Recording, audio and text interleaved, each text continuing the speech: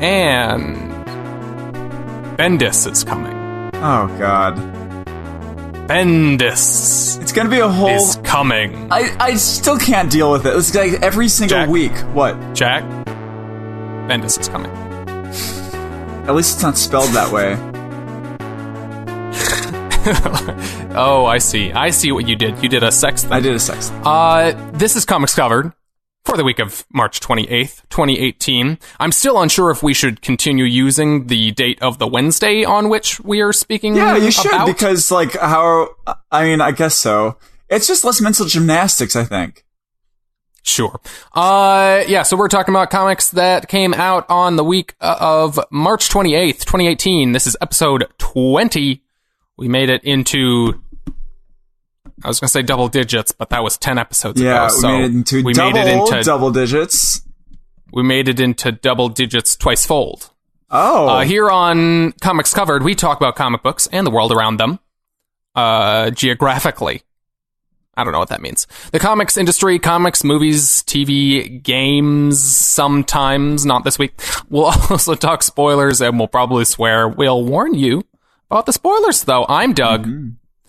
I'm our resident comics vet, and I'm here with my co-host, Jack, who has surprised me by letting me know that he wants to have me learn about a new character this week. Normally, that's my job, if anyone has never listened before. That's right. But he has a strange off-kilter character that he wants to introduce to me. Yes.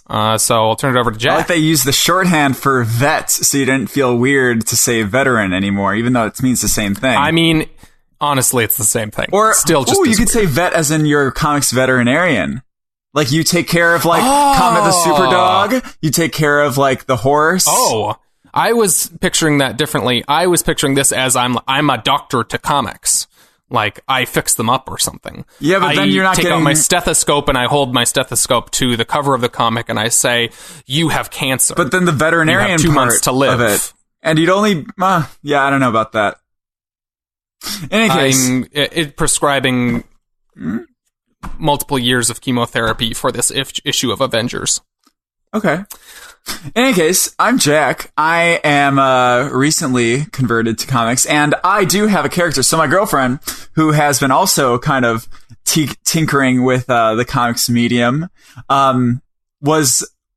she came across a character that she thought was really funny and interesting, so I figured I'd ask you about it. But you said earlier that you didn't know who it was, so I saved it for now. Doug, the character I have, the name is Orphan.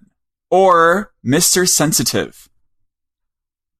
Oh, see, okay. You gave me the wrong name earlier. Oh. Wait. So, Orphan? Yeah. Okay. Orphan, I'm fairly sure I know who that is. That's a character from DC, right? No. Oh, okay. So this is a different character. There is a character at DC named Orphan, or multiple characters named Orphan. Okay. If that is not a DC character, I have absolutely no clue who that is. Am I doing your bit where I guess now? You're going to guess. Okay. Orphan. I'm going to guess. No, the other name too. You know, that's a clue. Oh, Mr. Sensitive. Mm-hmm. Oh, boy. So Mr. Sensitive / Orphan. Okay, I'm trying to think of a way to synthesize those two ideas together in my head. Let's see. So this is, you wouldn't call a child Mr. Sensitive. So this is an adult, much like, unlike Orphan would make you think. So this is a man who feels that he's been abandoned. He's lashing out at the world. Because he's very sensitive. I'm guessing sensitive in the sense that he's somehow psychic? That kind of sensitive? I'm picturing like a Purple Man type character, like a mind manipulator of some kind. Okay. But I'm guessing this character is much more ridiculous than that. because you brought him up. And I've never heard of him. So, oh boy. This is, He kidnaps children and manipulates them into doing his bidding. Oh, okay. I don't know. Okay, we'll take that. So Orphan, or Mr. Sensitive, is in fact a mutant. Was the suicidal mutant. In fact, it says on Comics Vine. It says he was the de facto leader of X-Statix, which I don't know what that is. Do you know what that is? X-Statix? I am aware of the name. Okay. Are you sure you're talking about the right character? Guy Smith is his name. Okay. A mysterious fire struck Guy Smith's house as a child. And he was raised in an orphanage, and his skin became easily irritated and became extremely sensitive to his surroundings.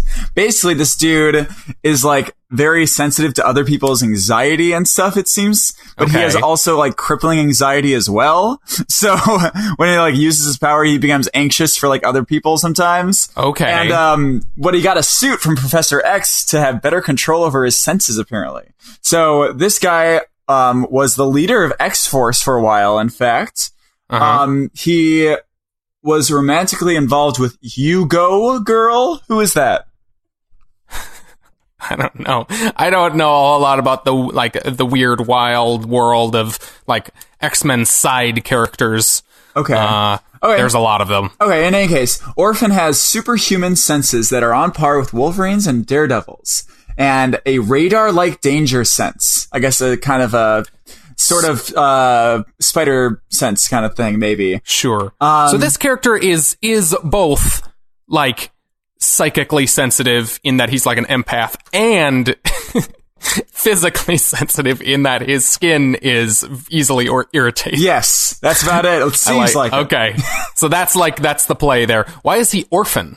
Because his parents were theoretically killed in this fire that ravaged his house. So, his parents were... So he's also literally an orphan. It was believed his parents were killed. My guess is they show up at some point, I guess. His name is very literal in many ways. Yes, it is. Yeah. I looked up his costume. I like his look. With right? The His mask face kind of looks cool. He has like little antennae things coming out of his head. Yeah. Did Mike Allred make this character? Because all these drawings are Mike Allred. Creator's Mike Allred, yep. Wait, his name is Mike Allred? No, that's the person who created him. Him and, yeah, anyway. These drawings are all done. What? He's I mean, his costume is red. over. I mean, and his skin is kind of red. I'm talking about Mike. So, I mean, the creator. He is all red. Yeah, it's Mike Allred. You it's funny. hit the nail on the head. Also, is all red. I saw the picture because they have pictures of Clayman in the back of these DC books now, and so it's fun for me to see that Clayman, he's not made of clay. Wow, fun fact. That's crazy, right? That's Man Clay. Man Clay. Oh, so he's Man Clay is actually like the opposite. People get them confused often. And then there's Clayface. It's a whole different thing. I gotcha. How are you doing this week, Jack? Oh, I'm doing well. I'm good. Having fun. What is it? I have one thing about my week that's not comics related, and one thing that is comics related that I want to talk about. Okay. So my thing on how my week was that I've been listening to a lot of "Buy You a Drink" by T-Pain. Do you know that song? I'm aware of. Buy you a drink. Yeah. That was good. Good job, Doug. I've been making an arrangement for my my old a cappella group from college. So arranging that song. So I've been listening to that song way too much. Do you do T-Pain arrangements often? This is the first T-Pain arrangement that I've done, but it actually it's very hard, but it's also, he has a lot of tone. Like, he knows how to write music very well. There are a lot of really complex chord progressions in that song. I really am a fan of it. But yeah. And, right. I don't know if I should talk about this later, but I watched a movie, and it's a movie I've seen before, but not this cut of it. I watched, X-Men Days of Future Past. On Wednesday and Thursday, but I watched the Rogue cut. I don't remember if I've watched that or not. It's indifferent. It's interesting. It's indifferent. The movie itself. It's different and it's interesting. I like it. I can Did see you why just do a portmanteau of interesting and different that was indifferent? No, I did not mean to do that. Okay, shut up. But I think you did. No, I didn't. I stumbled on over accident. Whatever. In any case, that I wanted to see it because I was like, hey, I haven't seen that movie in a long time. That's a great movie. I think, other than Logan, probably the best X-Men movie. Though I do like X2, and I do like First Class, and Apocalypse is shit. Yep. What is it? So, I watched the Days of Future Past, and I know why they cut the Rogue part, because it really doesn't make any... Like, it makes sense that it's in there and everything, but you don't need it at all. Yeah. And it's just sad that Anna Paquin, she was literally there to film all this stuff, and none of it is in there at all. Yeah, they cut all of her out of the final movie, didn't literally they? Everything. Which like, is she's insane. not even in Days of Future Past. No. But yeah, that's nuts. So, like, that was weird to me. But it's really cool. Like, I don't know. You should see it. Like, I don't know when the last time you saw that movie was. When was it? I don't know, a while ago. I feel like I have watched the Rogue cut. Or at least I've watched the scenes or something. Yeah. And I remember having kind of the same reaction. It was a long time ago. I don't really remember all that much about them. Yeah. But I feel like I have images of her in the movie in my head, and I know I have at least had the option to watch it at some point. But yes, it didn't really make an impression. I don't really... I don't think it needed it. Yeah.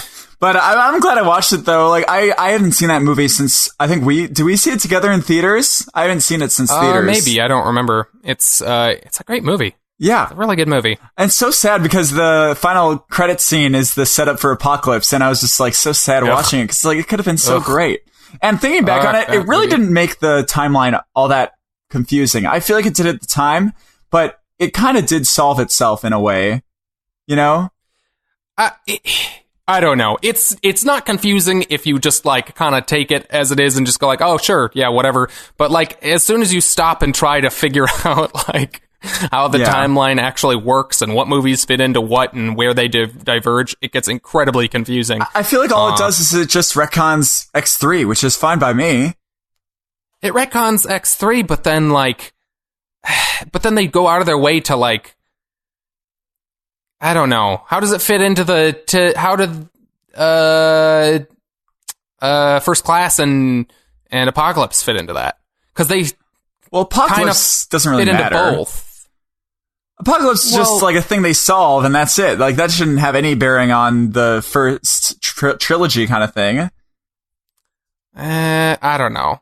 Anyways, whatever. Yeah. But I thought it was fun. I still love that movie. I think it's great. And I was talking to Samantha, my girlfriend, and she said she hasn't seen any of the X-Men movies at all, except for Apocalypse. Because I made her go see it with me when I was excited about it. But yeah, so I need to sit her down and watch all those, except for the third one. Well, I mean, the third one's like bad, but it's still kind of fun, you know? The third one is watchable. It's not a good movie. What would you say? What's worse, Wrinkle in Time or X3? Wrinkle in Time. Fuck that movie. Okay, what's your week like, Doug? Doug wrote the big O on here. I don't know what that means. Getting around to watching timely things that everyone's talking about right now in this day and age. The old anime show, The Big O. And the reason I put that on here is, well, okay, so I've been I just watched Pacific Rim 2, which is much better than critics would have you believe. I would argue. Really? It's not like an amazing movie or anything, but it's a very fun popcorn movie. Okay. I think they do some fun things with the characters. It's pretty formulaic, but like it's not done badly. Do you like it better than the first one, or? That's a complicated answer because I have a complicated relationship with. I'm not that complicated. Like it's not like a problematic movie or anything. That first one, it's just like I wanted to like that first movie a lot more than I did, and a lot of the like anime pastiche that movie is doing, and you're gonna, oh god, I said pastiche again. You're gonna mock me. So a lot of the anime pastiche that first movie is doing didn't really land for me. It's a little over the top, but that's also kind of part of its charm. This movie eschews a lot of that. It gets rid of a lot of that kind of feeling, and it's just kind of like a pretty straightforward like continuation of that world. Okay. without most of the cheese. And I found it less cringy because I found a lot of the purposeful over the top kind of nature of that first movie a little cringy, but also that was kind of part of what was unique about it. So, kind of a wash there. Okay. But, by the way, everyone, pastiche means like a specific sort of feeling throughout the whole thing. Like, well, it's that it's kind of like an homage, but it's for like a specific genre. It's not specific to like, we're doing an homage to Citizen Kane or something. It's like we're doing, in this case, their kind of Pacific Rim was Guillermo del Toro's kind of love letter to anime mech stuff. Okay. Giant monster movies. Anyways, getting sidetracked. I watched that movie, Pacific Rim 2, and got a real hankering for some giant robot stuff or whatever. Okay. And so I started watching the giant robot anime, The Big O. Okay. So what do you think? It's fun. It's very fun. It's got some of the most satisfying giant mech kind of like controls and combat I've seen in anime. But also the big reason I wanted to bring it up is because that show is basically, do you like Batman? Yeah. Do you like the exact status quo that Batman has? Do you want Batman to, instead of dressing up like a bat, do you want him to pilot a giant robot? Because that's what that show is. Jesus. He's a rich billionaire playboy with a butler whose name is, I believe, Norman. Okay. He's a British butler who's bald and has a mustache, and he has a secret double life where he is a vigilante giant mech pilot. Damn. It's how do you pretty great. Like, how do you have like a giant mech going through the streets, like solving, like getting crimes? It's a little different. He's basically running around as himself in a suit, like doing the kind of like espionage part of it. And then when someone inevitably pops out of the ground with their big old robot or monster or whatever, then he punches his fists together and he says, "Big O, showtime." And he destroys about a city block when his giant robot comes out of the ground, because this billionaire playboy doesn't seem to have invested any money in making any kind of exit or door or anything for his robot to come out. So he just smashes it up through the ground every time. That's great. It's dumb, but it's great, and I'm really enjoying it. I'm about 4 episodes in. There's 2 seasons. I think the second season was done like 5 or 10 years later or something, because the first season ended without being finished. Is it on Netflix? It's not on Netflix. I'm just watching it on the internet, but it's a fun show. I'm a bad person, but hey, whatever. Okay, cool. That's awesome. Do they have the thing? No, this show's pretty light on the like cringy parts of anime, honestly. Okay. They're not doing weird surprise noises all the time. Yeah. Okay. I was thinking that that's why it was called The Big O. The Big O. Exactly. Okay. Cool. Oh, also, I watched Isle of Dogs this week, so everybody knows. It's great. I have not had a chance to watch that yet. For anyone who doesn't know what that is, that's the new Wes Anderson movie. It's stop motion. It's about dogs. And it's great. Really Fantastic. great cast. All his movies have insane casts. Bryan Cranston. I will hopefully get out to see that movie this week. I found out that my movie pass does work at the Landmark theaters. It just wasn't working at them for a little bit. Wait. You know why it works now? Why does it work? They literally just made a deal with the owner did they? of like literally this week. Oh, I missed that. Okay. Because it was working. I completely missed that. It was working before, and then it disappeared for a little bit. Oh, they must have been in talks to get different. Yeah, they must have like renegotiated or something. Anyways. Okay. Jack. Cool. Yeah. So let's talk about movie news. So a little bit of news here. Captain Marvel entered production. Now, wait a minute. They started filming before, didn't they? That's what confused me. Because they had set photos. Maybe that was some sort of screen test? Maybe. They said that filming is underway. Maybe, yeah, it says it started... I'm not sure. Anyways, it says they put out a press release saying they started filming.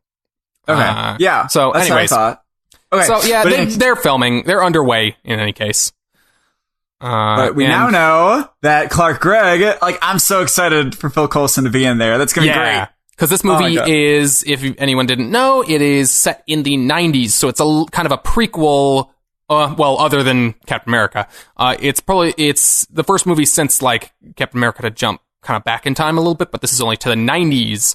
So we're going after Captain America disappeared, but before pretty much any of the other superheroes showed up. So she's kind of going to be kind of the first superhero of the modern age in this universe, which is kind of cool.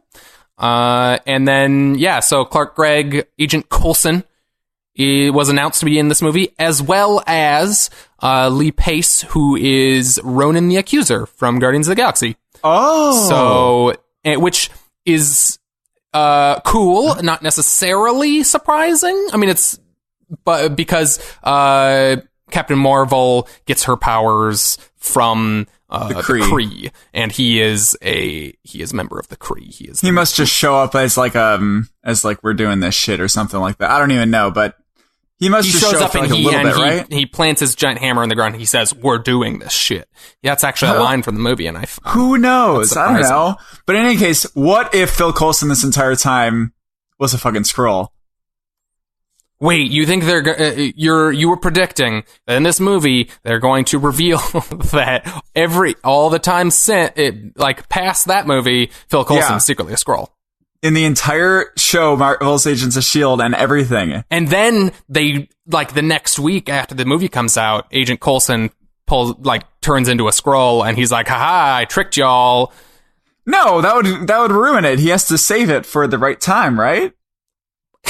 But once you reveal he's secretly a Skrull, I feel like you have to pretty much immediately then in the present. I feel like that'd be pretty cool. If in the flashback movie they revealed he's a Skrull, just to the audience, and then the next week on Agents of S.H.I.E.L.D. or sometime soon after, he gets exposed.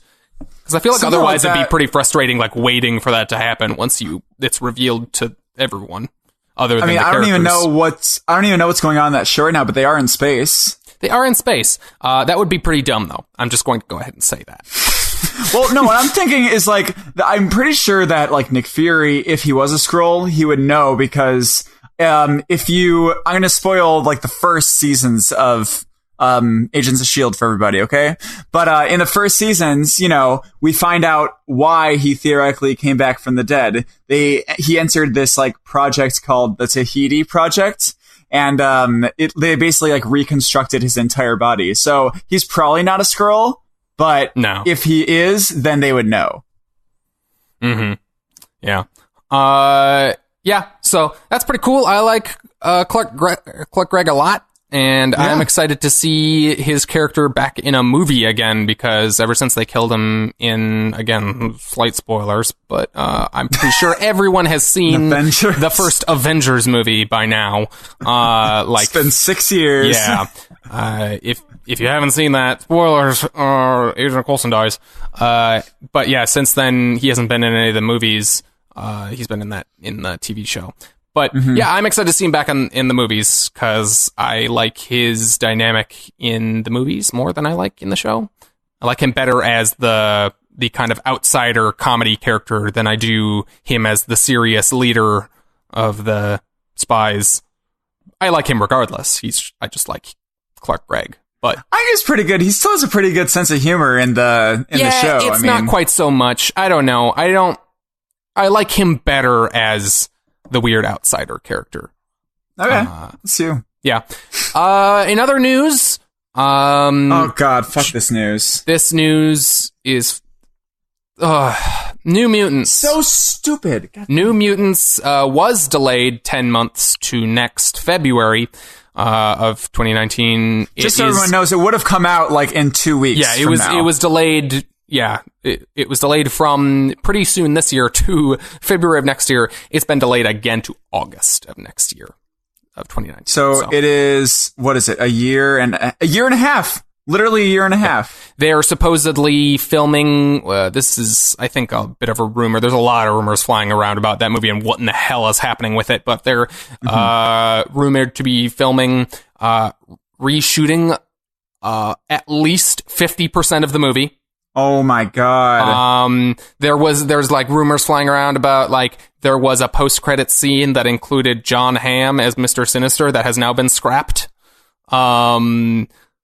There's What's Mr. Sinister?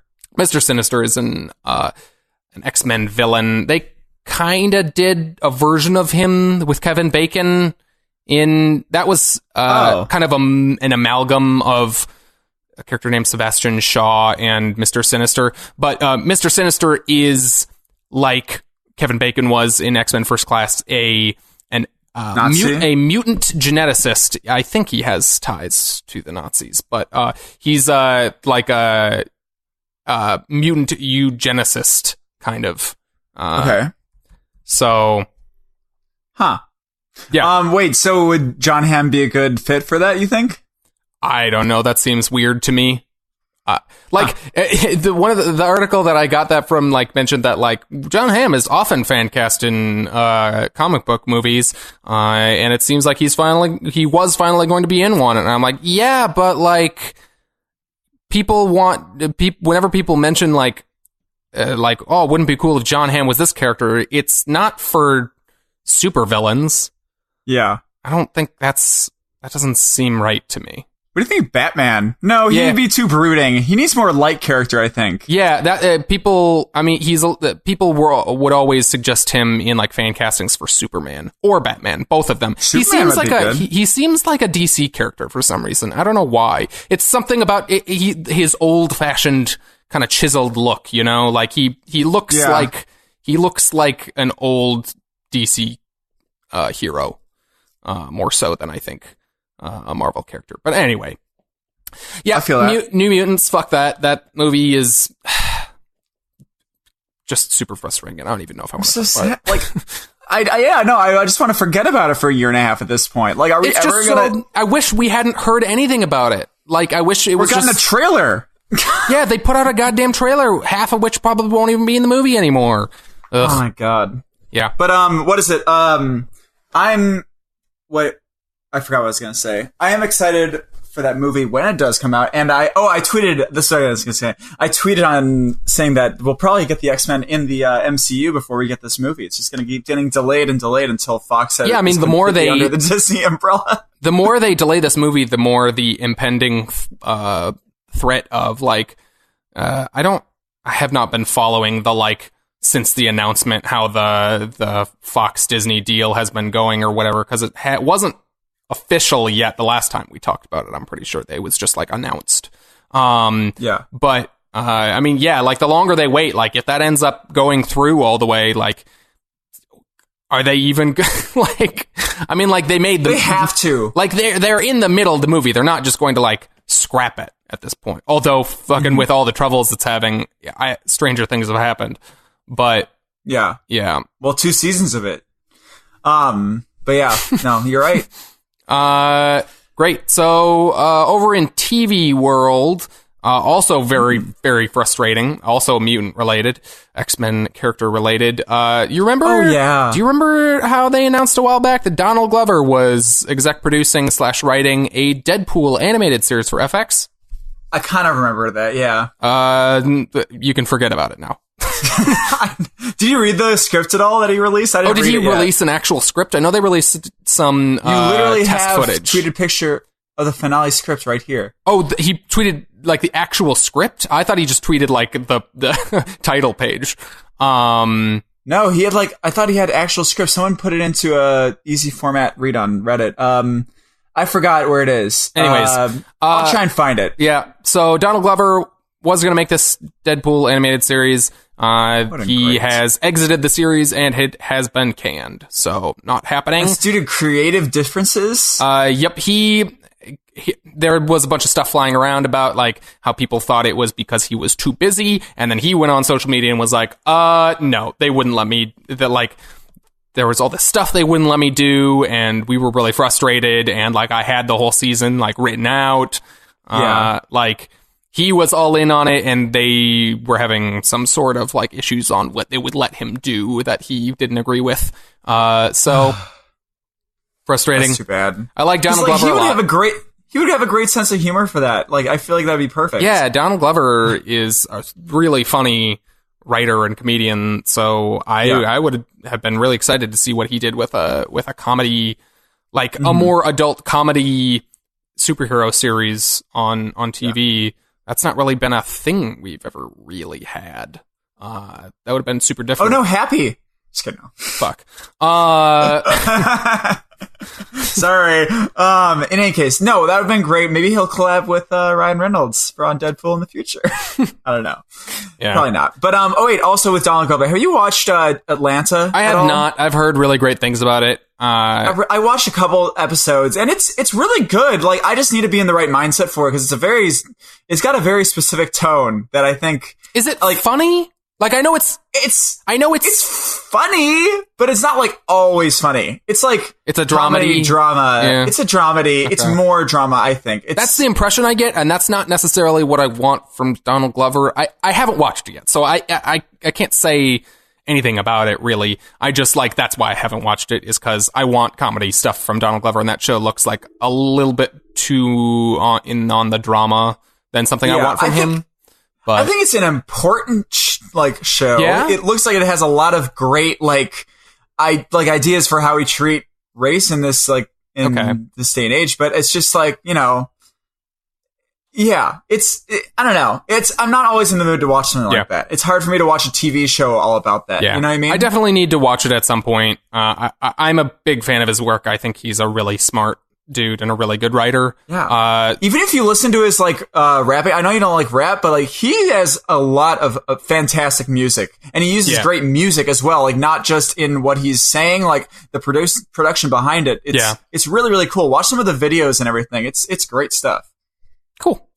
So over in comics news, we got a bunch of new. We're still in the midst of we've been in DC Marvel announcement shit for the last 2 months now. And they really have. It's been so many because they're both kind of going through DC's doing kind of a relaunch and Marvel's going. Well, they are out of metal stuff. Of course they are. They're not relaunching their line, but they're revamping a lot of their stuff. And Marvel is going through a line-wide relaunch right now, and they're still announcing all their series. So we've every week, it's a million new books to get announced. So we don't have to get super bogged down in the details on all these. But the big new one that just got announced was a new Fantastic Four series.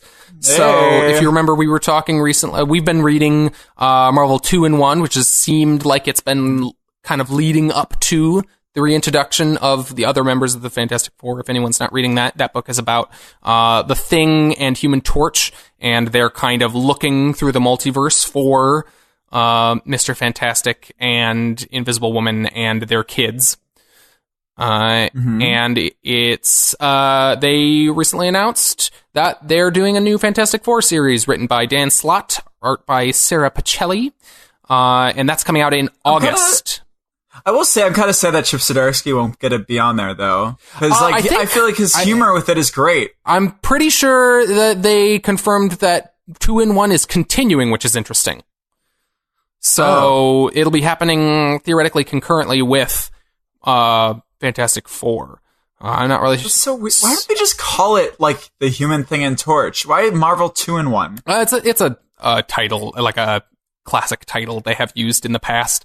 Yeah, like an Action Comics thing. It's I'm not super familiar with the history of that book, but yeah, I think it was a more broad this is a team up book about here's two characters, and that's why it's Marvel 2-in-1, Thing and Human Torch. So maybe I didn't know that. Okay, that makes a lot more sense now. I was just thinking why would you pick to say Marvel 2? That doesn't make any goddamn sense. Okay, that makes a lot more sense. Also, it has always bothered me that the book that series is named Marvel the number 2 in ONE. It's Wait, the really? number I never 2 noticed and that. then ONE. I think that's how it's spelled.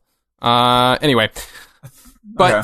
so Dan Slott, fresh off, who will be fresh off of his long run on Spider-Man, will be taking over both Tony Stark Iron Man, the newly relaunched Iron Man book, and this new Fantastic Four book. I'm very, very excited for a new ongoing Fantastic Four book. It's been about 3 years since the last series ended, with pretty much no hint that we were ever going to see at least the missing members of the Fantastic Four ever again. But Yeah. Wait, so they've been missing since 3 years ago too? So there was a big event called Secret Wars, written by Jonathan Hickman, and they basically, in saving the world, kind of had to jettison themselves into another dimension, another universe. So they are out there. They didn't die, but it seemed like kind of a send-off for those characters, that they were going to be out in another universe and never going to come Reed back. Richards, Sue Storm, and the family, right? Like, they left it open. Like, there was no doubt that, like, someday they were going to come back. Like, they didn't kill them.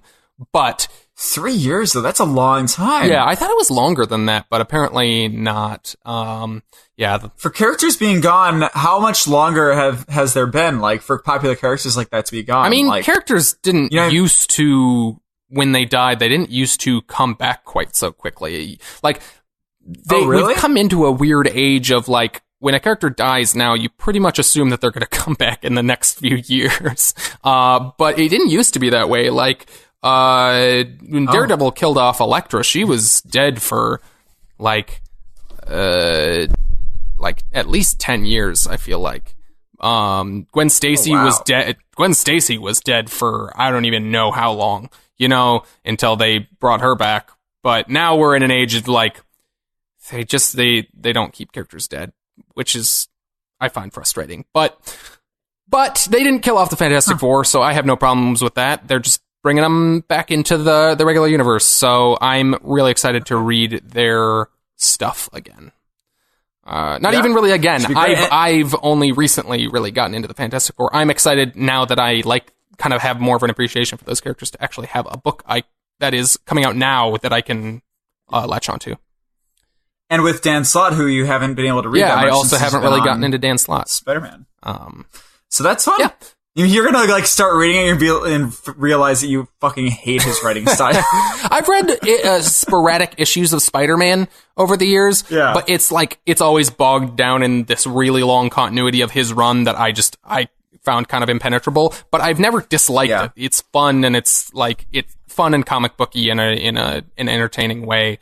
And he seems to have a fun, clever writing style that I enjoyed. I just didn't understand what was happening. Yeah. Also at Marvel, just real quick, they announced what seems to be a one-shot. I think. This book, Death of the Inhumans. So that's coming out. We're not referring to the Inhumans TV show. It is kind of funny that I mean, Donny Cates has a dark sense of humor, so I wouldn't be surprised if it is secretly referencing that. But so Donny Cates is writing a book called Death of the Inhumans. With art by Ariel Olivetti. I'm not familiar with. Should be interesting. But that should be interesting. Donny Cates has not let me down yet in anything I've picked up from him, so pretty cool. Specifically, I'm excited for this because specifically we just started reading the Black Bolt thing, and I just realized, or I just learned from my comic book store that so we read 1 through 6 of that volume 1 thing. Yes. And so I've been getting 7, 8, and I haven't gotten 9, but I have 10, 11, and then 12's coming out soon. Are they just missing 9? They aren't doing a reprint of 9, but they've done a reprint of all the other ones, which is so annoying. Weird. Like, I have to do it online or something, or a digital version or something like that. It's possible they did a reprint and they just sold out of that as well because it's earlier than the ones you picked up. Anyways, I don't know, but I'm close to catching up with that, so I'm gonna do that. Have you read anything past? I have not yet. I should do that. That series is cool, and I've heard good things about the stuff past that first volume. Oh yeah, it's really cool thus far. I'm a big fan. Great, especially like 7 is kind of a middle issue, but then once they get to 8, it's really really cool what they're doing. But cool. Yeah, if you want to move on to DC. Cool, yeah. So then we've got a pair of Justice League spin-off books announced because they're doing their big Justice League line relaunch. So did you send me both of these, or did you just send me the Justice League Dark one? I think I sent you specifically about the Justice League Dark one. Okay, because I didn't really understand what was going on. Sorry, the with Justice that. League Odyssey one. I think I sent you something about. Okay, I didn't really understand what was going on with that. So you're going to describe to me what is Odyssey? Okay, why? So all right, so we're going to have that big Justice League No Justice event coming up here. Yeah. This is after that, right? I think that's coming up in May. So that's a weekly series, and then after that, we're getting the relaunch of the core Justice League book by Scott Snyder, and we are getting spin-off books by the other by the other writers who are co-writing No Justice with Scott Snyder. So we're getting Justice League Odyssey and Justice League Dark. And so these are going to be kind of spin-off team books from that. And Justice League Odyssey seems like it is a space-centric team. And that is written by Josh Williamson, with art by Stepan Sejic, who I believe is the current or recent artist on Aquaman. He's got a very painterly style. It's cool looking. Huh. That team is Cyborg, Starfire, Jessica Cruz, one of the Green Lanterns of Earth, Azrael, which is interesting. I don't know that he's ever done a space thing before. And the big twist in this, in a kind of what they describe as a Hannibal Lecter-like role, Darkseid. Weird. Which is crazy. Hannibal Lecter type role. What did they said? He's the team's Hannibal Lecter. So he's somehow helping them because it's advantageous to him, but they also need him for some reason. So, yeah. Space-focused Justice League spin-off book. Also, I just realized, wait, Darkseid is a big gray guy who, when he's killed, turns into a child. Apocalypse had a major run where they're very similar. Big gray Although guy. I think that Darkseid turning into being reborn as a child again was... I don't know if that was an existing idea before that happened recently. But... yeah. So isn't that a stealing thing though? No, you don't think so? Did Marvel call no backsies? No takebacks? Oh, I guess not. You're right. Okay. Did they spit on the idea and say that's mine? Don't touch it. They licked it. So tell me what Justice League Dark is then, because I've heard this. Because don't they throw around that name as a possible movie as well? Yeah. So there have been Justice League Odyssey is as far as I know, a brand new. I don't think there's been a book called Justice League Odyssey before. I think. Okay. Like Super Mario Odyssey. But Justice League Dark is an existing idea, which is an existing team. There hasn't been one in a little bit, but not a long time. Okay. But it's basically they're a supernatural kind of wing of the Justice League. These books say Justice League. I mean, I get the impression from this new relaunch that they actually will be connected to the Justice League, but in the past, like, there has been a team called Justice League Dark. They're really just putting Justice League on the title so that it sells more. It's a team of DC supernatural characters, and they deal with magic stuff. This book is it's written by James Tynion IV, who has kind of established himself as a solid team book writer. Yeah, he's kind of Scott Snyder's kind of protege for a while. But he's been writing Detective Comics. He'll be leaving that seemingly to write this. Has he been good on Detective Comics, you think? I've really liked that book. So this team itself, led by Wonder Woman, which is cool. I like that. Starting with No Justice and going into this, they're really leaning more into Wonder Woman as a part of the supernatural part of the DC world, which I like because I think that's something that sets her apart. Like in the Trinity, her Batman and Superman, that's like the thing that makes her unique. I feel like, from like a conceptual standpoint. So she's leading that team, which also includes Zatanna, Swamp Thing. Wait, sorry. Is Zatanna... So her thing is just magic, right? She speaks backwards to do magic spells. Okay. Yep. Just wanted to clear that up, because I don't like her on Injustice, the first one. Oh, I thought she was fun. She's not a fun character to play. Yeah. Really? I like her. She actually throw cards? Not that often. No.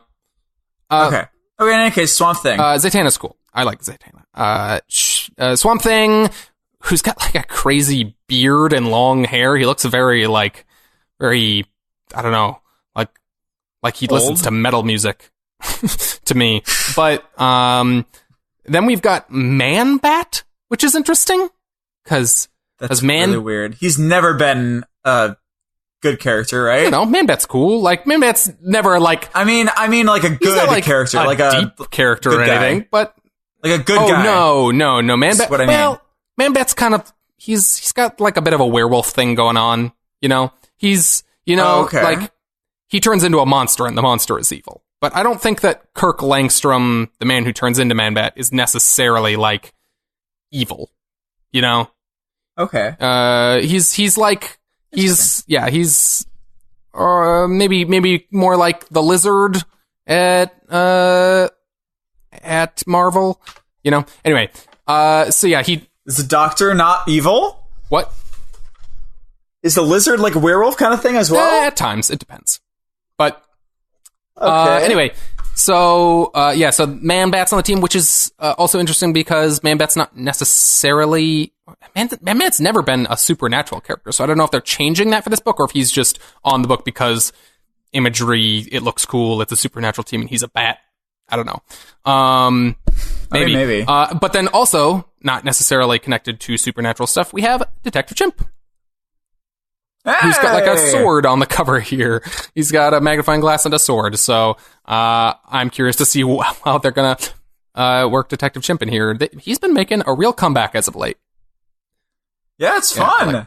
I like him. Detective Chimp is like a fun thing, you know? It's cool. You had him as a character to guess, right? Just before that issue of Metal came out. Or Metal? It was like a spin-off thing. Anyway.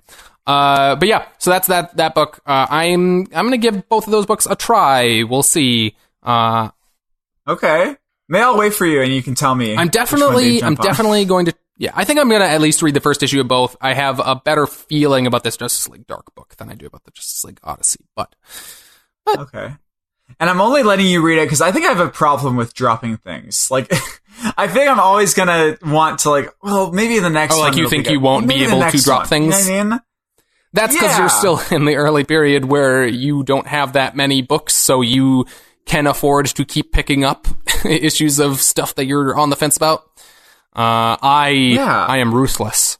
Cut that shit if it's not amazing. Nah, that's not true. I do have books that but I don't know. Anyway, okay. Well, should we, So, yeah, let's talk about our weekly comics this week. So... I think we should keep talking over each other and have, some seconds of silence, and then others... What? Wait. Bendis is coming. Oh, okay, got it. This week, we both picked up a number of books. Those books included Dark Knight's Metal, number 6, the final issue of Scott Snyder's event series, Dark Knight's Metal.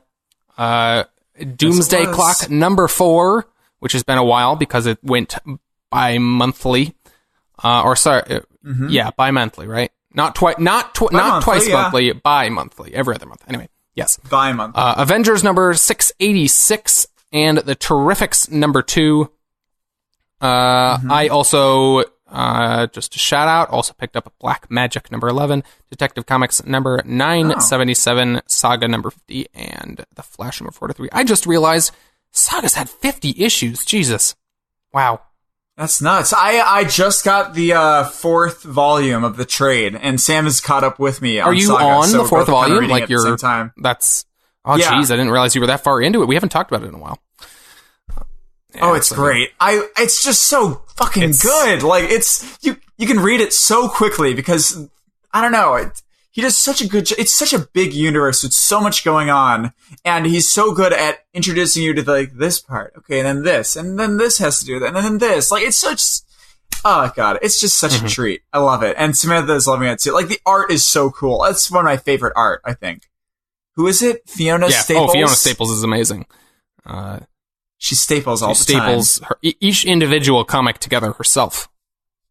Wow. Oh, wow. That's insane. That's how she got her name. What else does she do? Is she on any big projects right now? She does a lot of covers. I don't think she's, as far as I know, I don't think she's doing any other, I'm probably wrong, but as far as I know, she's not doing any other ongoing books. She's just on Saga? She's just on Saga. Okay. I mean, it looks like it. Cool. I mean, a lot of care goes into that art. I would imagine it occupies a lot of her time.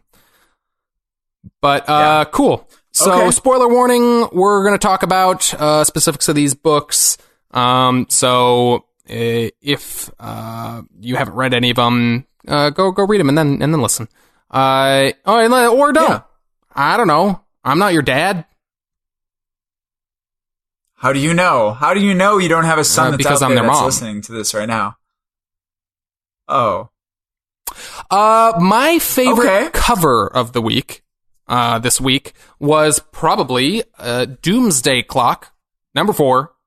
It's a very simple cover, but I've been really enjoying the covers on all of these Doomsday Clock issues. Yeah. They've been very much in the style of the original Watchmen. They're just a simple image that is usually related to the first image in the book, just like the original Watchmen. But they're just. Oh, was that how it was? Because they're almost like the first panel of the book in a lot of ways. The original Watchmen, the covers, the first panel somehow mirrors the cover, and then it like usually zooms out or transitions into something else from that.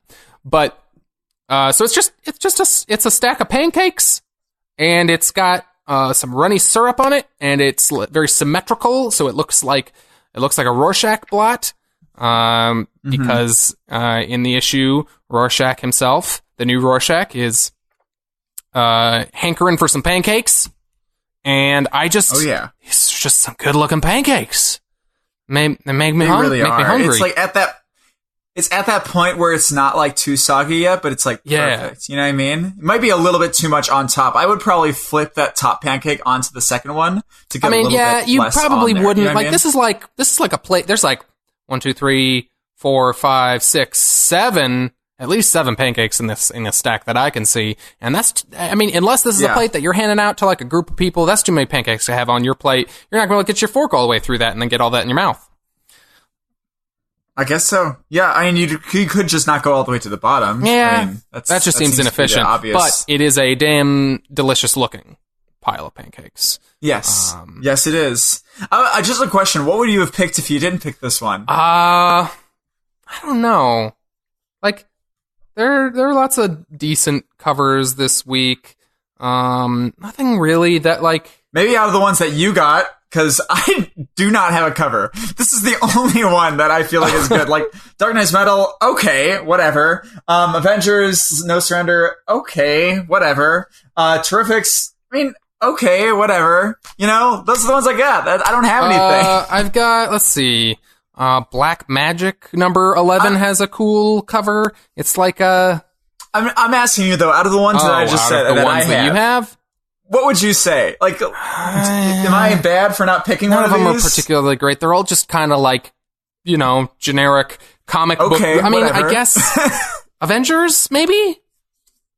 But that's really more just so because I tend to be more drawn towards painted covers. They're pretty standard, like, superhero pose covers. Like, the metal one is super busy and a little bit overdone. I love Capullo and his art style, but, like, it's a lot.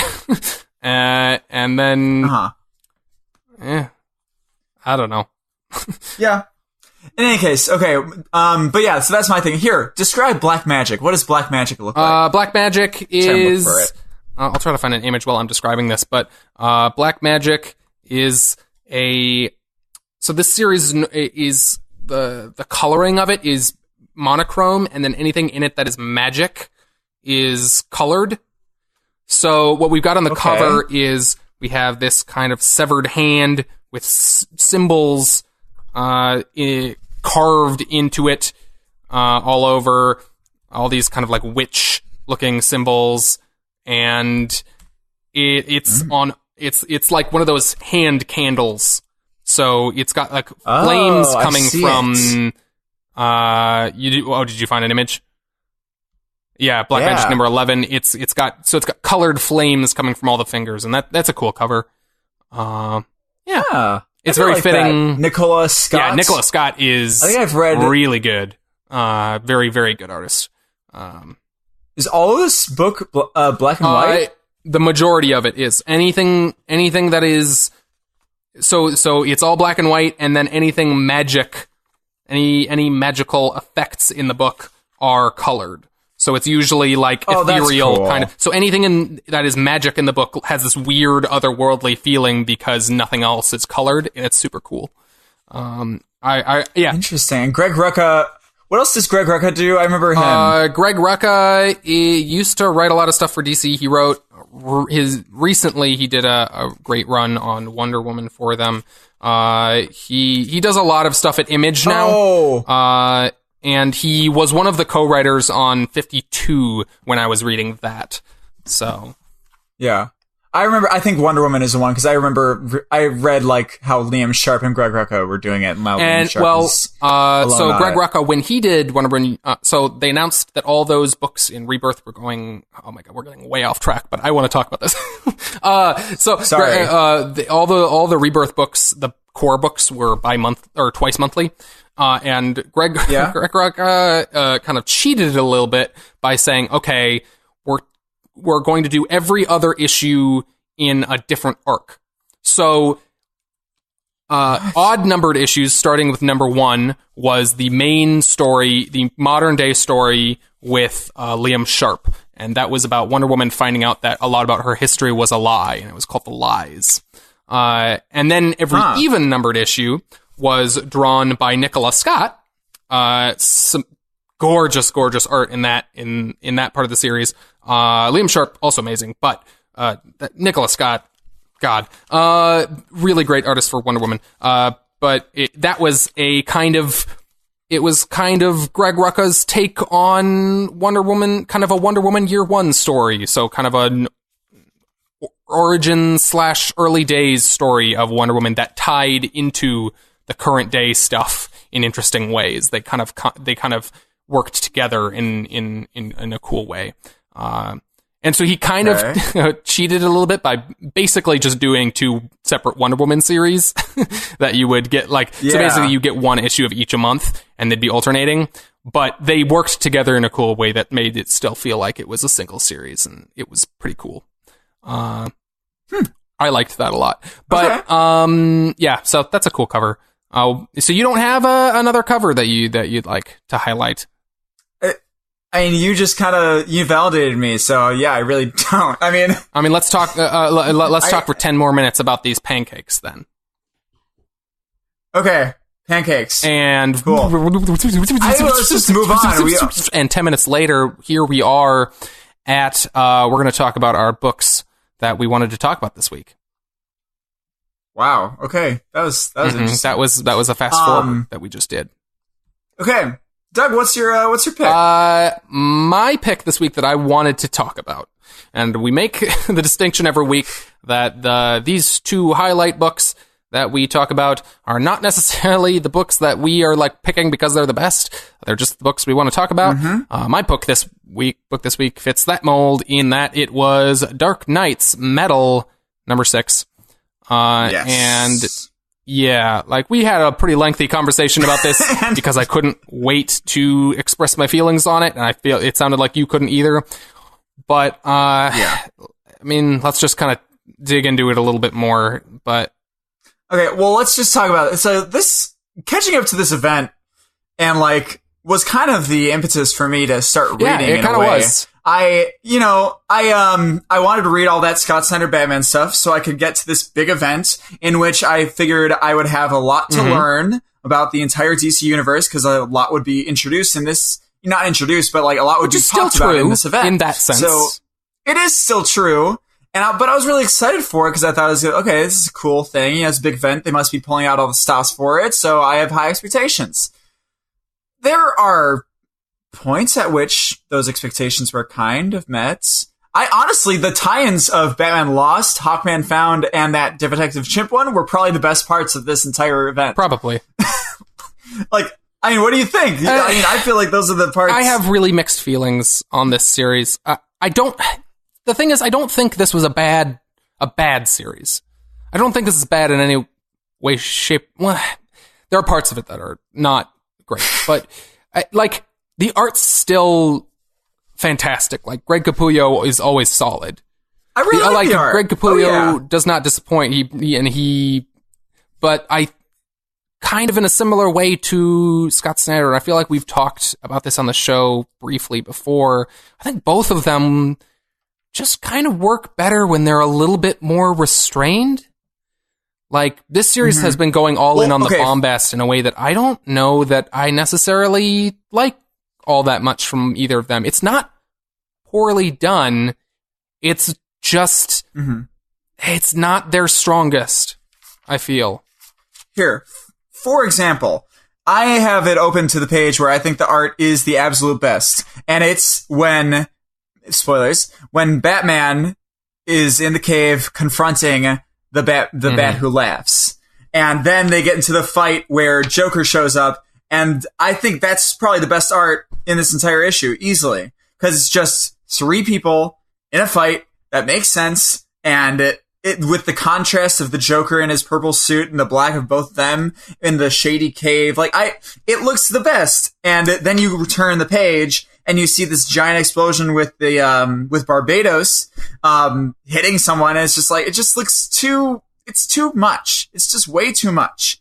And I don't like it. And all the smoke and all the fire and stuff. Like, it's just, there's a lot going on in the art in this.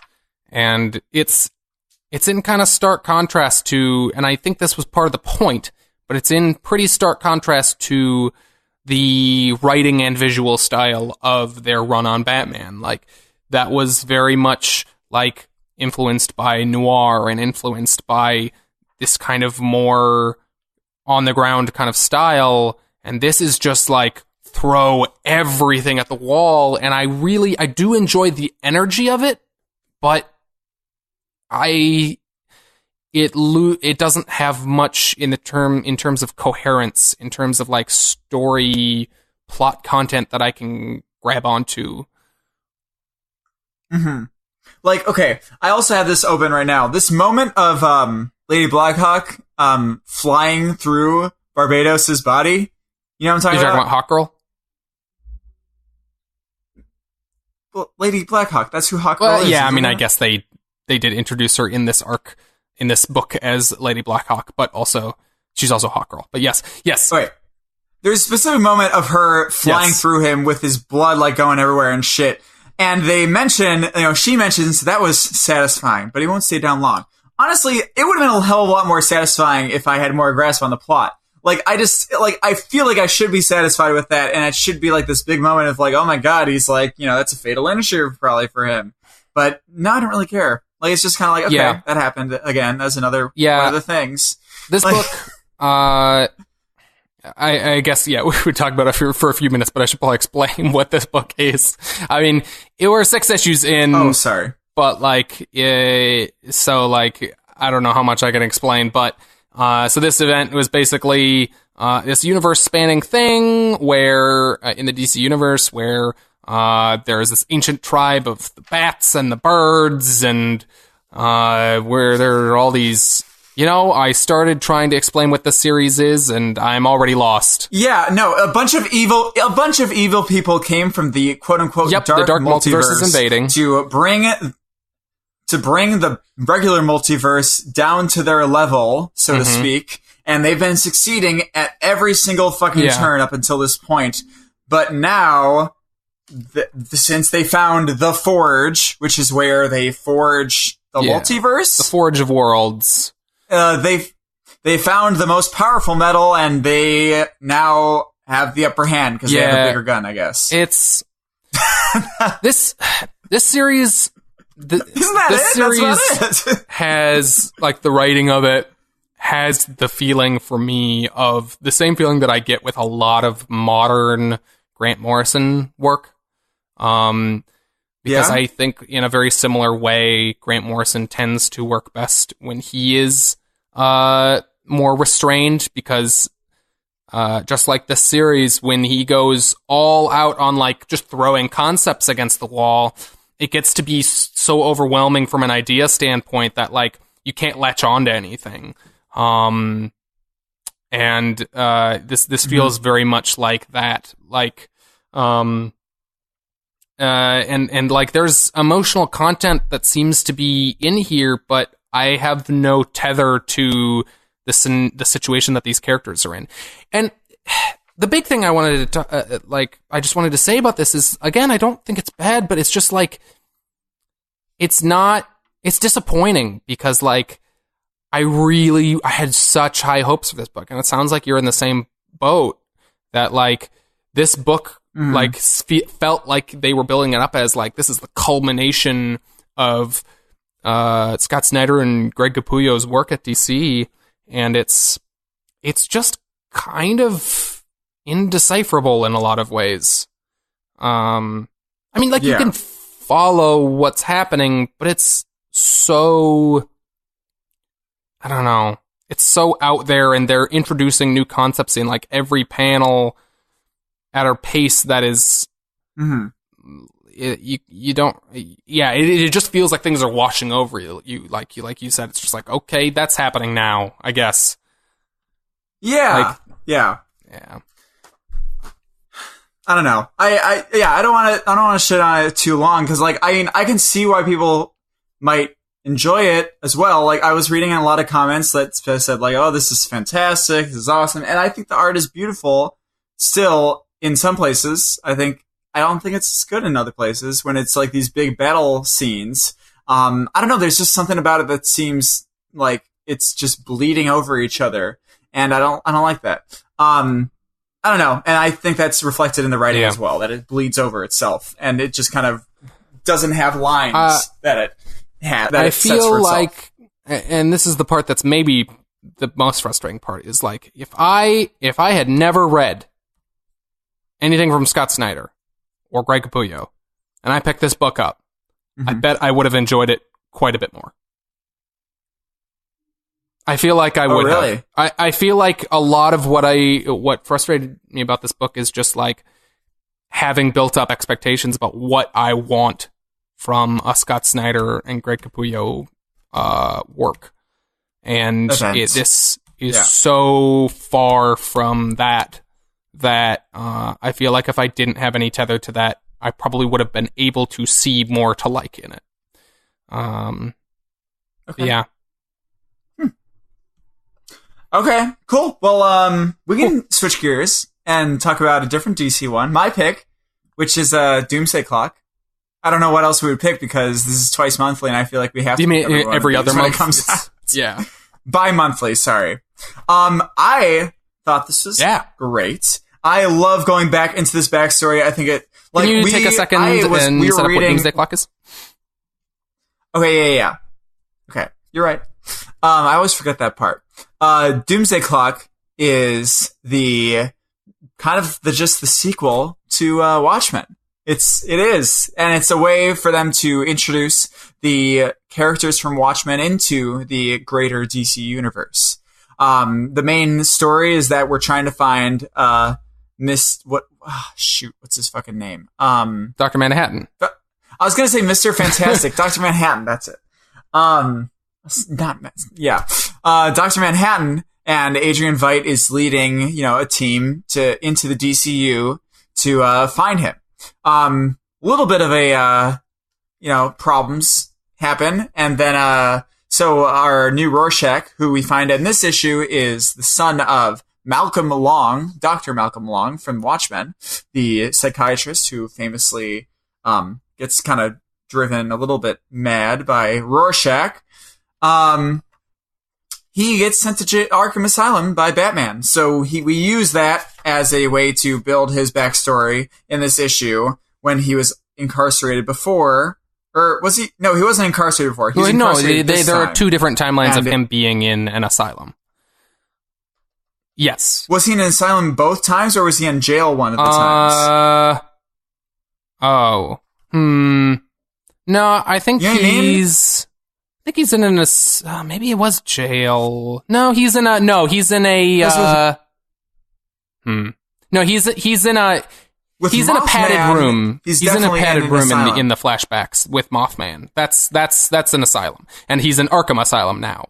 They're both pretty prison-y, but so Arkham Asylum is just more jail-y because of the nature of Gotham. Yeah, probably. I mean, like Arkham Asylum is a prison for the criminally insane. I get the impression that this other place was just more of a mental institution. Although he has like a weird cell, like padded cell and a straitjacket. So I don't know. Anyways. Yeah, in any case, so we're just building, basically in this issue, we're building how this new Rorschach came to be Rorschach, in a way. Getting a lot of his family history, getting a lot of his mental history, and where he was on the day of the bomb, which is, or on the day of the alien attack, pardon me, which was interesting. And, it's really, really great. Look at his psyche. One of my favorite things about this, and what I want to highlight, is the art specifically, because we've talked on our first Comics 101 section, we talked about art and how you can sort of dissect it and see what good art means, what styles people employ. And one of the aspects of it was a character's acting, theoretically, how an artist draws someone's face to evoke a certain emotion and how well that is done.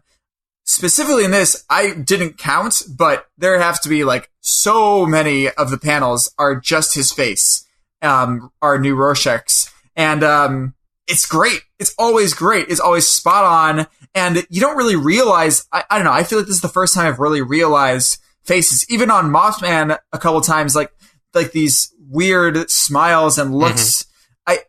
I think it's amazing how he did it, and how the detail that he puts into each muscle, really.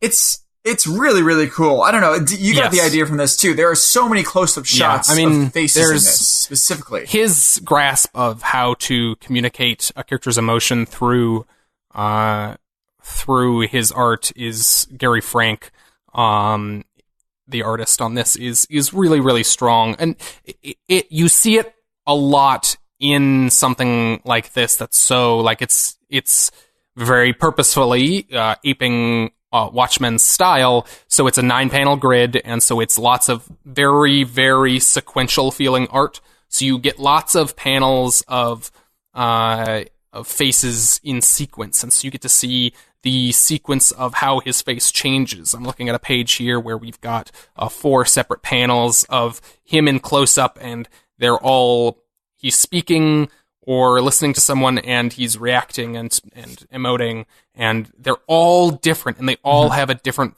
feeling, and they all have different subtleties in what he's feeling and what you get from it. And it's just a tremendous amount of skill in how Gary Frank emotes through his characters. And even in the, you see it, you tend to notice it in the panels where he's being very intense, but you flip through here and there's panels with some very subtle acting as well. I'm looking at there's panels where he's just looking very blasé, either skeptical or disinterested, and you see that in the face, even though it's not overacted in a way, you see the little emotions in his face, and I think Gary Frank is an expert at making that happen. It's really well done. And honestly, I think that's one of the main reasons why this issue stands out. Because we were talking about this a little bit, but we read Wonder Woman, which had a whole issue where they did a flashback to set a character up, and it just felt terrible and like just a dumb, like, I don't know, continuation, because you didn't feel like you were getting more important information to the plot, and instead you just got this backstory which just seemed frivolous. It seemed just, it felt like you don't need it at all. You know, this one, while yes, it is a little bit, but we don't know anything about this character. It's this character that is now someone we know as Rorschach, but we don't know who the person behind the mask is, and I don't know what I'm talking, actually. Well, it works in this because, I mean, one, it just works because the craft level on this is just so much higher than, like, we were talking specifically about James Robinson, his recent run on Wonder Woman, but this feels like it feels like it's adding something to the current story. It feels like it's shedding new light on the current events and the motivations behind this character who up until now has been a mystery. We've been following him for a while. And so because we didn't just meet this character and then have instantly jump back to learn about his backstory like we did in that other book. Yeah. In this story, we've been exposed to him for a few issues. He's been very mysterious. We don't know where he came from. And then we're just now in the 4th issue jumping back to see, okay, so who exactly is he, and what are his motivations? Why is he Rorschach? What makes him similar and different to Rorschach? And I think that's one of the most fascinating things about this is in the way that a lot of this series in Doomsday Clock is both a continuation of and a critique of the original Watchmen. I think this new iteration of Rorschach is very much in that spirit and continuing those ideas that Jeff Johns and Gary Frank have on the original Watchmen. This is a character who, the very first the idea that is presented about him in this issue is that he is crazy. He's been driven insane by the horrors of this world that is Alan Moore's Watchmen.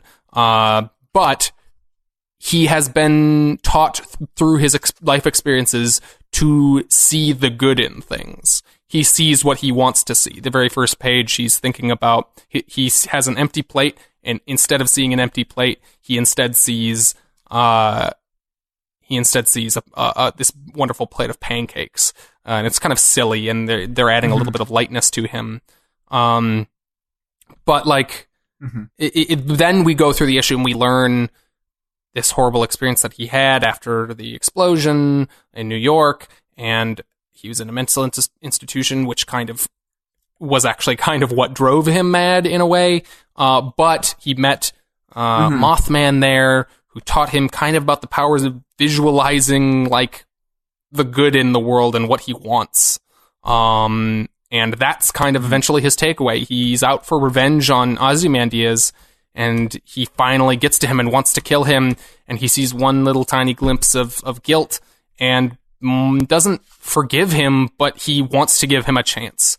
And it's so far removed. He wants to be Rorschach because he has this obsession with Rorschach and his father's legacy, but he inherently as a person wants to see that good, which is the opposite of the original Rorschach.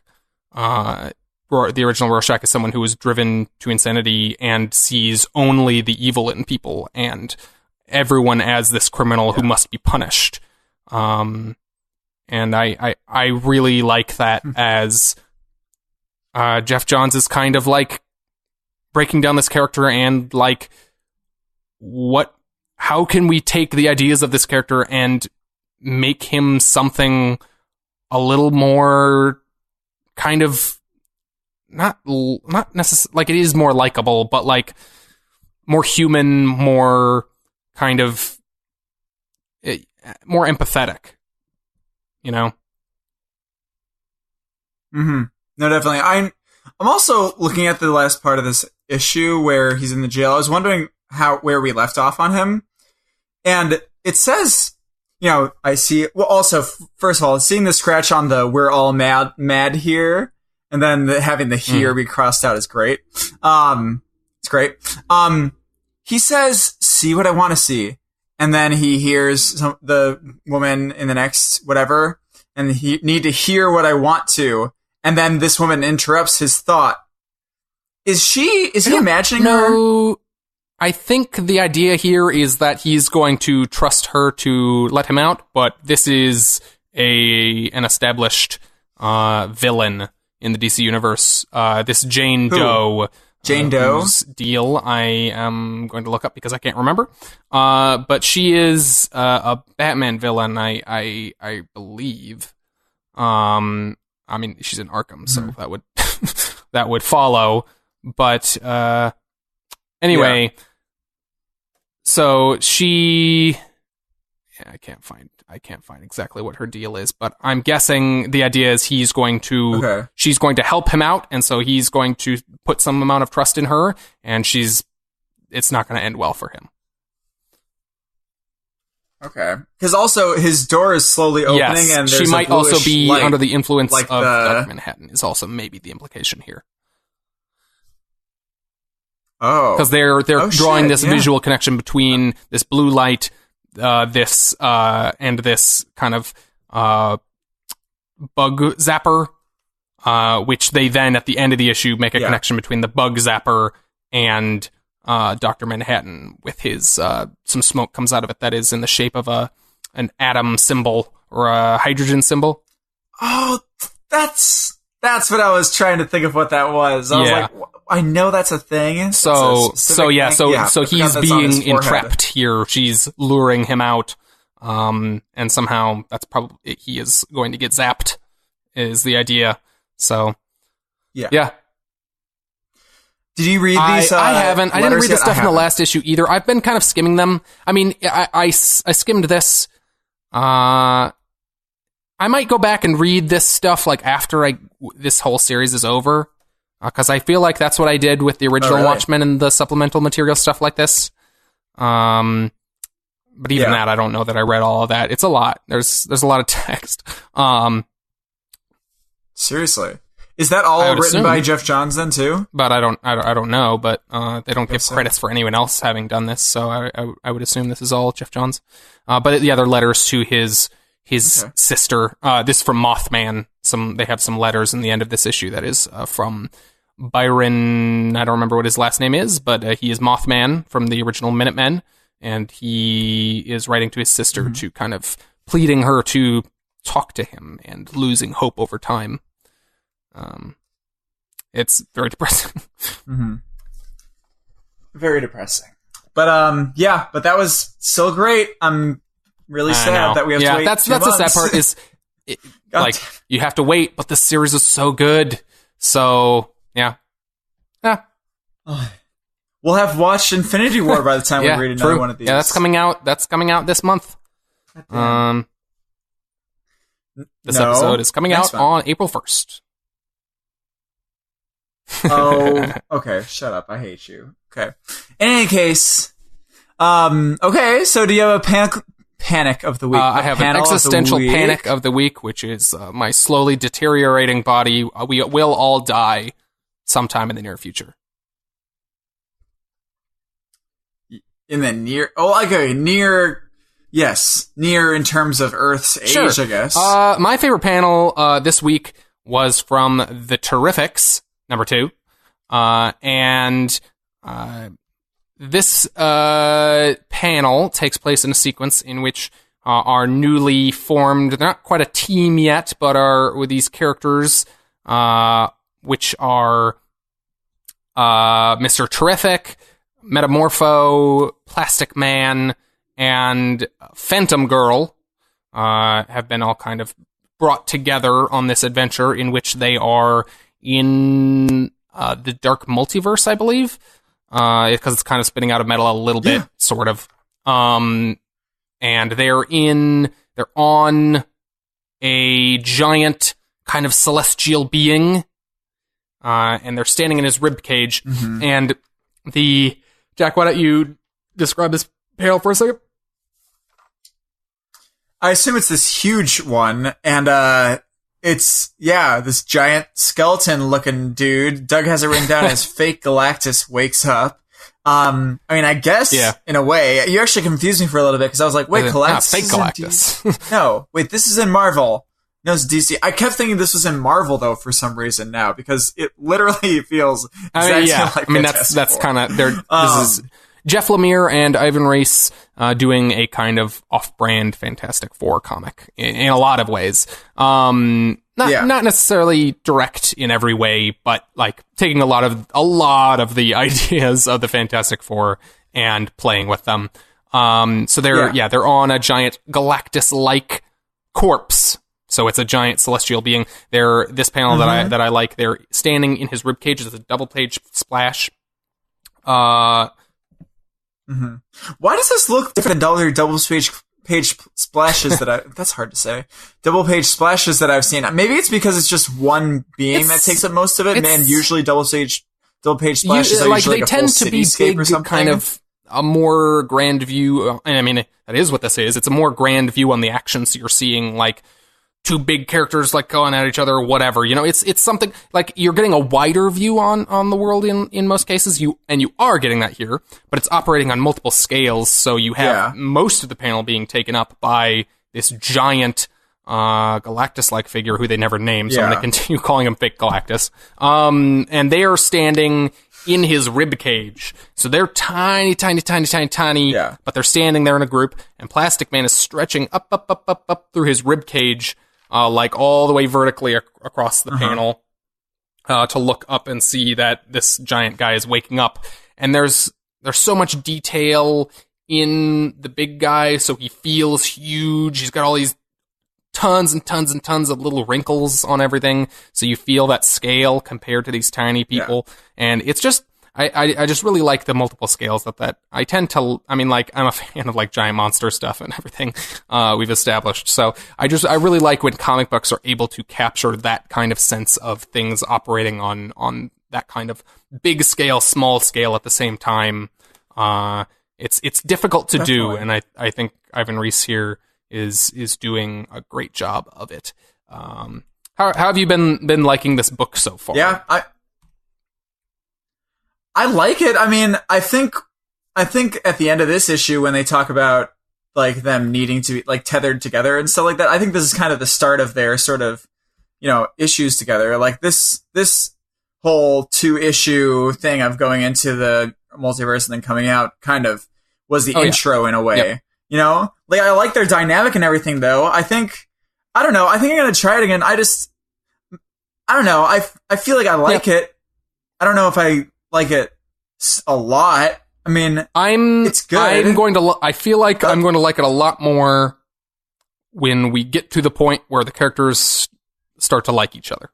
Because we're starting off in this very, like, bantery, like, they're all giving each other shit. They don't want to be together.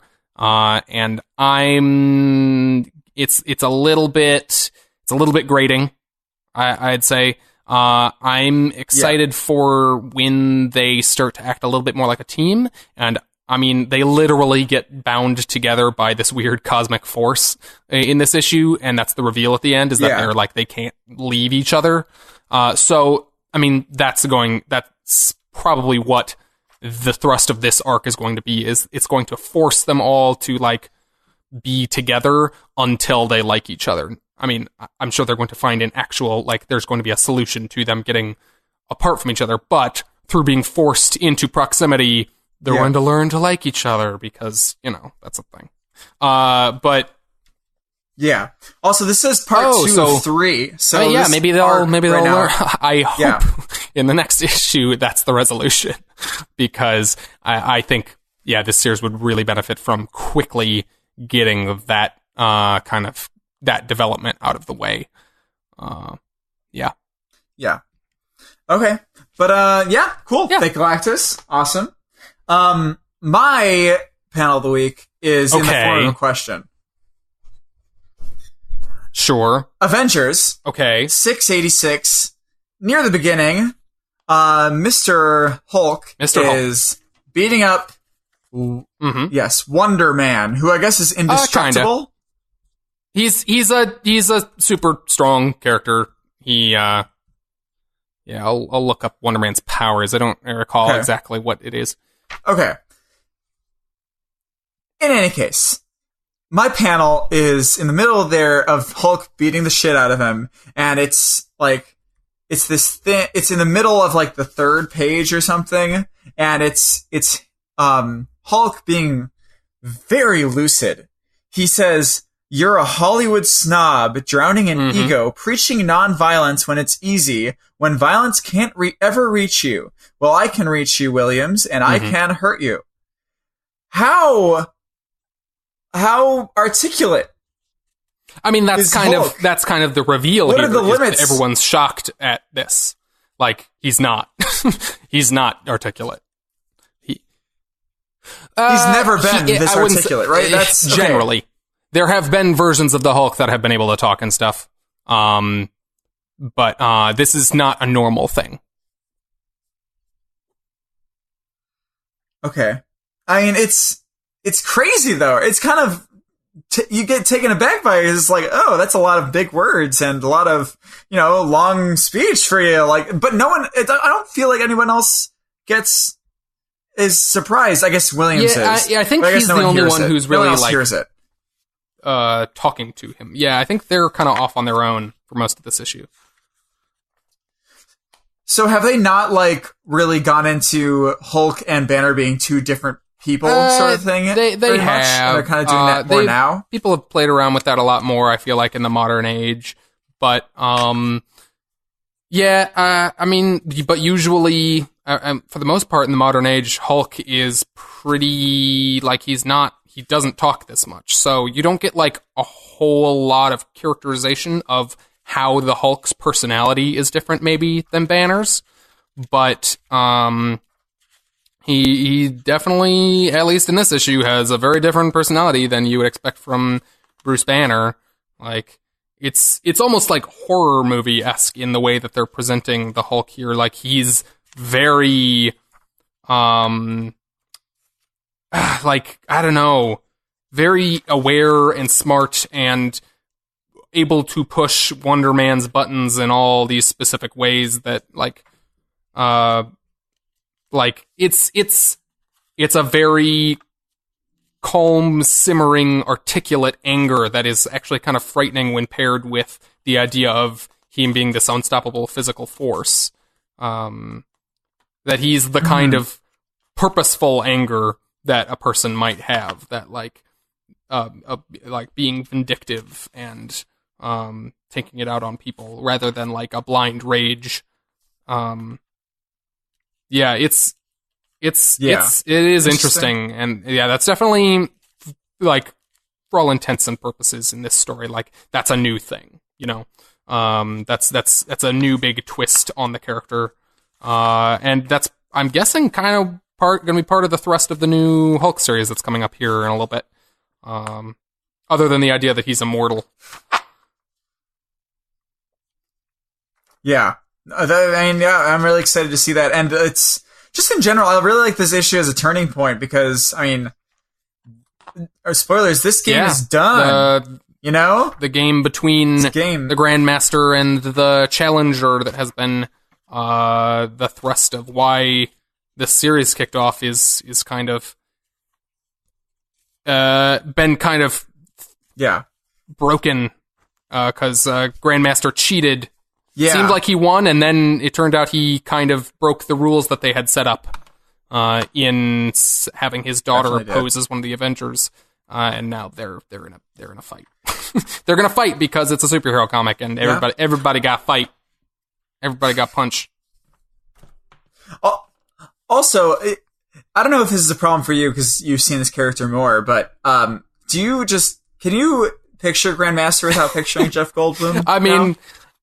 They definitely made him a little bit more. I mean, he doesn't look like Jeff Goldblum, but they made him just that tiny bit, a little bit more in his direction, at least in like a character feel kind of standpoint. But he doesn't have that wacky kind of awkward humor that Jeff Goldblum has. So, did you hear that he showed up to set blue? Like as a joke? Yeah, or like I just read somewhere that Jeff Goldblum showed up to filming or something blue. They did like some testing stuff when they were trying to figure out what to make the character look like, and they tried him as Blue, being really? Like the Grandmaster in the comics, and they were like, this is a little too ridiculous, so they nixed that. But that would have been great. I'd love that. Okay, in any case, big fan of this series still. I mean, talk about a big event that's, I don't know, it's, maybe we just didn't have as big of big expectations of it, but I mean, better than Metal. Again, yeah, I think it's that's more fun, I think. That comparison is all about expectations, but this series, like, it's not blowing the doors down or anything, but I think it is doing some fun stuff. I think it is a very competent, fun superhero book, and I enjoy pretty much every issue of it. So, which is saying a lot, I think. Yeah. Well, out of a 16-issue weekly thing, 12 issues into this thing. We're in the home stretch here, so probably some big things are coming up. I like what they did with Voyager. I like theoretically what this could mean for her going forward, that maybe she'll be a character going forward that'll be a hero in the DC universe. Yeah? Maybe she could have a book or something. I would be interested in that. DC universe, yeah, she's gonna make that crossover. It'll be great. Cool. What else we got? Jack. Wait, you know, I was making fun of you for saying DC universe because you said that. Did I say DC universe? About this book? Yeah. Oh, I missed it. When did I say that? You said maybe she'll be a character in the greater DC universe, like a hero. Jack. Oh, okay, got it. So, the Authority. The Wildstorm universe. Jack, I would like you to give me a summary, a one-sentence synopsis of the book. Can you give me a one-sentence synopsis of the Terrifics? Okay. And I consider these first two issues have been pretty heavy two-parter. So let's just do them as a single story so far. Okay. Motherfuckers go to the dark multiverse where they find a woman. Well, okay. Wait, where did they find the stone dude? Was he in the dark multiverse? All right, if I need to explain this to you before you jump in, he was kind of the battery they were using to hold this portal open, and he got sucked into it with them. Oh yeah. Okay, yeah. I remember. Okay, so Mr. Terrific and motherfucker who I don't remember his name. Metamorpho! That was it, okay. And Metamorpho, gets sucked into the dark multiverse. Along with the egg of Plastic Man, who gets activated in the dark multiverse. There, they find a woman who can't become solid, and then they try to get out after finding a message from Tom Strong, who is probably already dead. And they get out and learn that they are tethered to each other. Great. That's about it. Okay, also, can I talk about how much I love the 60s style art when they were explaining her the flashback sequence background? Cool. How it completely changes. I'm That's very so excited. Cool. I believe starting with the next issue, we're switching artists to Doc Shaner, who has a very throwback style that is a lot more akin to a Fantastic Four style comic. I love Ivan Reis, and I'll take more Ivan Reis art, but I'm also excited for this book to have even more of a Fantastic Four feel, although I wonder if this book is going to feel redundant once the actual Fantastic Four book comes out. We'll see. I hope not. Wait, there's an Ivan Reis and a Rod Reis? And they're both artists? Ivan Reis, oh god. Yeah, Rod, I don't think they're related. I'm not sure. I don't know, man. But no, Terrafix is good. I like it. It's it's fun. And everything's exploding around this bitch. In any case, that's some synopsis. Whatever. Doing it live. I'm trying to look up if Ivan and Rod Reis are related. They did work together on a number of DC books, so I'm willing to bet they're both from Brazil. I bet I think they're related. They're probably brothers. At least cousins, right? Brothers, but maybe not. I don't know. I can't make assumptions. They're both named Reese. They worked on books together, and they're both from Brazil, so I'm guessing they're related in some way. Cool. That's about it. Next week, we've got some books in the form of, fairly light. In terms of our shared books and stuff. We've got Justice League number 42, which, do you remember what the last issue of... This is the last one of... Oh, yes, this is the last run. one, I believe. Let's see here. 1 second. Justice League series. I'll just read off the rest of these books here. Justice League number 42 is coming out next week, which theoretically is the last issue of Christopher Priest and Pete Woods and a million other artists run on Justice League. We've got Marvel 2-in-1 number 5. Which is exciting. Avengers number 687 because it comes out every 5 minutes. And then I'm trying to see if there's anything else that I'm excited for. Batman looks like it's going to be getting into kind of the a little bit more of the wedding stuff. Like we've been kind of like doing some little arcs kind of leading up to the wedding stuff, and now it seems like they're kind of going into full swing on getting prepped for the wedding. Justice League 43 is the last one, so we have one more after next week. Also, the next issue of Dr. Star in the Kingdom of Lost Tomorrows, number 2. You need to read Black Hammer. You need to read Black Hammer at some point. You really do. I will. Maybe I'll do it because Samantha found that out as well and said that she thought it looked cool as well. So. Fantastic. It's Jeff Lemire at his best. Like, if you've been vaguely intrigued by any of the stuff you've read by him, this is... Have I even read anything by him? Possibly the best thing he's done. I mean, you've been reading the Terrifics. Oh, Terrifics! And Terrifics, you're right. He wrote Hawkman Found, I believe. You're right.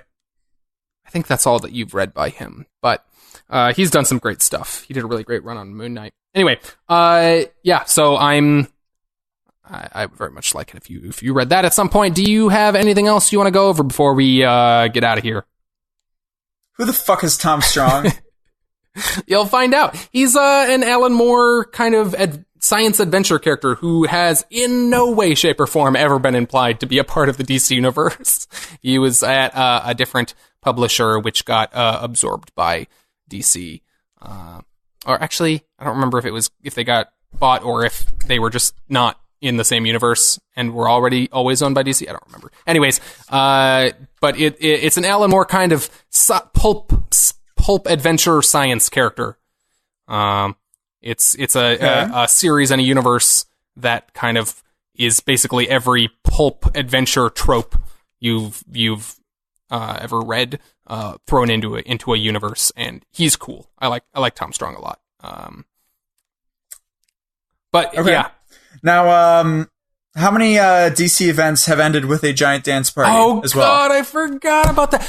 We didn't talk at all about how good the end of Metal, the epilogue in Metal. The epilogue was great. So great. I loved it. They have a big meeting where all the all of the members of the upcoming new Justice League relaunch, except nobody told Hal Jordan that he's going to get replaced. They all get together. It's so awkward. He's the only person.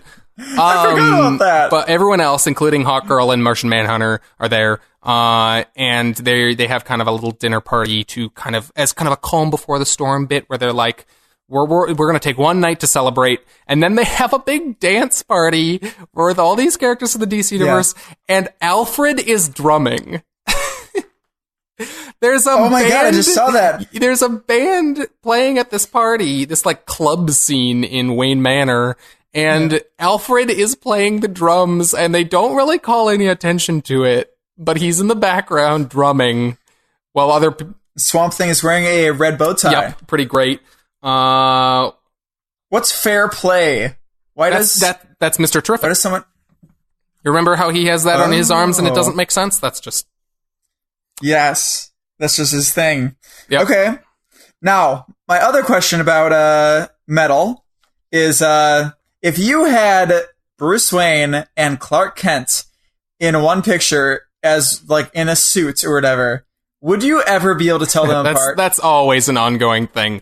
Is like some people draw them. I think Greg Capullo specifically, he doesn't do this epilogue, but Greg Capullo does a pretty good job of drawing them with fairly distinctive faces. Like, there's both still, Yeah, but I mean, he's not drawing this. Here, they're pretty similar. It's interesting because Mikel Janin, the artist on this, most of this epilogue is on and off on some arcs the current artist of Batman, and he does not. He's given Bruce Wayne a different haircut here than he has in his normal series. I think in an effort to make Bruce Wayne and Bruce Wayne and Clark Kent look different. So he's altered how he normally draws Bruce Wayne. I think because he reached the scene and was like, wait a second. They look They're identical. Clones. Yeah, that's always a thing. Cause they just, when those characters were created, it was just like, here's muscly man. They look identical.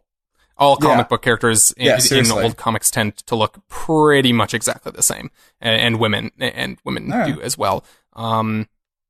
They look pretty similar in this scene, other than their haircut. Okay, but well, I just noticed they tease the Flash War. Yeah, they tease a lot of cool things. stuff. They tease the Hawkman series. They tease the Sandman universe spinoff in the sequence with the library. Yeah. That's part of the Sandman stuff. So that's interesting that they kind of have a little bit of a lead into that. They tease a couple of the New Age of DC Heroes spin-offs books, the Immortal Men and Sideways, which I think has already started, and the other one. Damage. Is Damage in this? I don't think Damage is in this, but it's not? Okay, never mind. I do not remember. The Unexpected is the other book, which is these weird heroes in the hologram here. Anyway, they tease Flash War. They tease No Justice. They tease some stuff coming up with Wonder Woman and the Green Lanterns. Atlantis being risen. That's fascinating. I hope that's...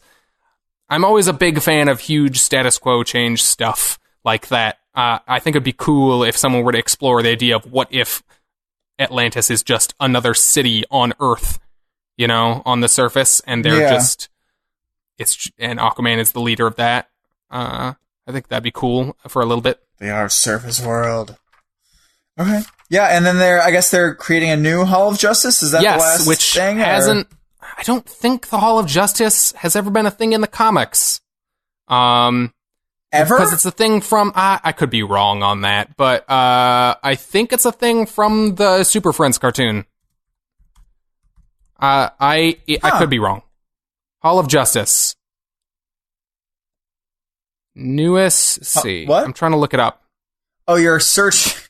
You should say when you're searching something, because you just said. I guess it has appeared in stuff. I don't know. It's I guess been in comics before, but it's not traditionally the headquarters of the JLA, the Justice League, and I'm pretty excited because I've been actually recently kind of in tandem with this before they announced this. Been kind of fascinated with the idea of what if a Justice League, about like the difference between like the Justice League has a watchtower in space or on a satellite, or they have a base on the moon or whatever, and they always have like a very weird disconnect. And as opposed to like the Avengers or other superhero teams who like very much have like a foot on the ground on Earth, and like how that is different. And I think it is potentially a cool status quo change to have a Justice League that is a little more tethered to the ground on Earth. And honestly, I think kind of like a lot of this epilogue bodes well for what is potentially Scott Snyder leaning a little bit away from some of the stuff that we didn't like about Metal. You know, the idea that he's kind of bringing it a little bit down back more to Earth. But maybe not. It could be bombastic nonsense like Metal. But anyway. Yeah. Cool. We'll have to see. Anything else? I don't think so. No.